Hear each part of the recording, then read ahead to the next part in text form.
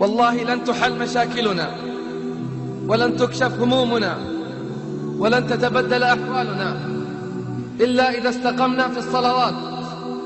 أي حياة هذه؟ والله لن يستقيم حال الإنسان إلا إذا استقام على صلاته. والله إنك لن تتقرب إلى الله بقربة أعظم من المحافظة على الصلوات. قال صلى الله عليه وسلم: اكلفوا من العمل ما تطيقون واعلموا أن خير أعمالكم الصلاة. والله لن ينفعك صوم ولا حج ولا زكاة ولا أي نوع من الأعمال إلا إذا صلح أمر الصلاة. أول ما يسأل عنه العبد يوم القيامة سيسأل عن صلاته. إن استقامت وصلحت نظر الله في باقي الأعمال، وإلا قدمنا إلى ما عملوا من عمل فجعلناه هباء منثورا.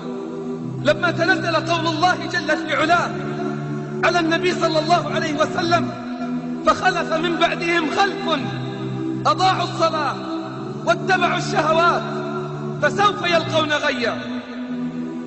يقول النبي صلى الله عليه وسلم باكيا، يقول: يا جبريل تضيع أمتي الصلاة؟ يا جبريل تضيع أمتي الصلاة؟ قال: يا محمد يأتي أقوام من أمتك يبيعون دينهم كله بعرض من الدنيا قليل، فضيعت الصلوات وارتكبت المحرمات. كيف يستقيم الحال وكيف يتربى المجتمع على الفضيلة إن لم يحافظ على الصلوات؟ أليست الصلاة هي التي تنهانا عن الفواحش والمنكرات؟ أليست الصلاة هي التي تنهانا عن الفواحش والمنكرات؟ يكفينا أمرا ربانيا واحدا حتى نعلم عظم قدر الصلاة عند الله. أما يكفيك أن الله افترضها فوق السماوات؟ أما يكفيك أن تعلم من قدر الصلاة وعظم شأنها عند الله أنها فرضت فوق 7 سماوات؟ أمره ب50 صلاة فلا زال يخفف عنا حتى جعلت 5 صلوات بأجر 50. 5 صلوات بأجر 50. الصلاة نور، كيف تستطيع أن تسير في الظلمات؟ كثير يتخبطون، كثير يشتكون من الهموم والغموم، علاجهم الانضمام إلى صفوف المصلين. مآسي الشباب في كل مكان، وعلاجهم ادخلوا بيوت الرحمن، انضبطوا في صفوف المصلين. ألا يظن أولئك أنهم مبعوثون؟